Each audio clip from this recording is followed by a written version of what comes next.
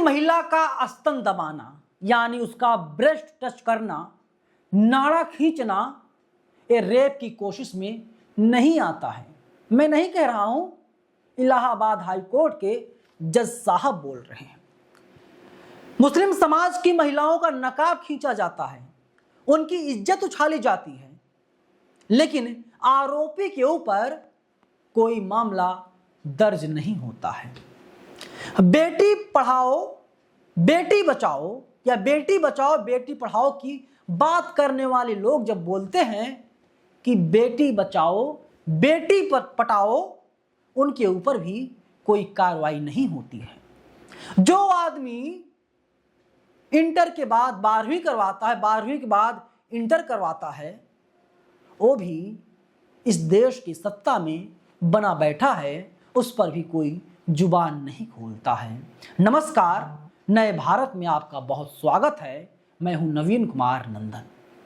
ये हमारा देश किस तरफ जा रहा है?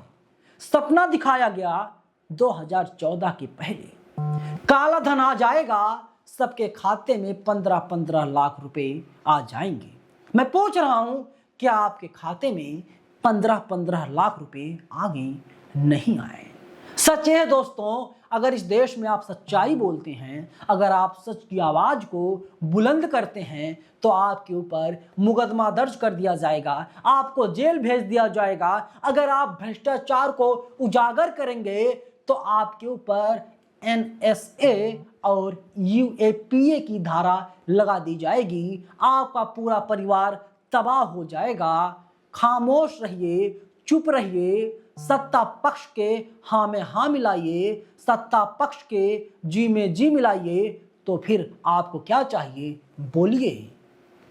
2-4 हजार करोड़ का अगर लोन भी होगा आपके ऊपर तो माफ कर दिया जाएगा। अगर आप किसान हैं, आपके ऊपर 2-4-5 हजार रुपए का लोन होगा, अगर आप लोन नहीं भर पाएंगे तो आपको सुसाइड करना पड़ेगा। जी हाँ, सच्चाई यही नए भारत की है, जो नया भारत 2014 के बाद बना है, जहां पर कहा गया कि पैदल हवाई चप्पल पहनने वाला आदमी हवाई जहाज में सफ़र करेगा। वो सफ़र कर रहा है या सफ़र नहीं कर रहा है, ये आप लोग बखूबी जानते होंगे।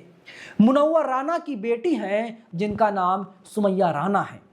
यूपी के एक मंत्री हैं, इनका नाम संजय निषाद है। नीतीश कुमार ने जब एक लड़की का, मुस्लिम लड़की का जब हिजाब खींचा, उसकी इज्जत उछाली, तो क्या हुआ? नीतीश कुमार का समर्थन करते हुए योगी सरकार में मंत्री संजय निषाद ने कहा कि अगर कहीं और उंगली कर देते तो, कहीं और टच नहीं किया, मतलब उंगली कर देते तो, मतलब समझते हैं उसका क्या होता है? अगर इनकी बहन बेटियों के साथ कोई ऐसा करे, इनकी बहन बेटियों का दुपट्टा अगर कोई मनचला खींच ले, तो ये लोग सीधे उसको स्वर्ग की याद दिला देते हैं। सीधा उसके ऊपर इतनी गंभीर धाराओं मुकदमा दर्ज किया जाएगा कि आने वाली 7 पुश्तें उसकी तबाह हो जाएंगी। लेकिन जब एक गरीब बच्ची की इज्जत को छाला जा रहा है और जो महिला मुकदमा करने की कोशिश करती है आरोपी के समर्थक के ऊपर, तो क्या होता है? उसके ऊपर दबाव डाला जाता है, उसको नजरबंद कर दिया जाता है, उसको हाउस अरेस्ट कर लिया जाता है। वो थाने ना जाने पाए, अगर थाने पहुंच गई मुकदमा करा देगी, और मुकदमा जब करा देगी मुश्किलें बढ़ जाएंगी, और ऐसे मामला 2-4 दिन चलेगा, इसके बाद मामला थम जाएगा, सब लोग अपने घर चले जाएंगे, कोई नहीं बोलेगा।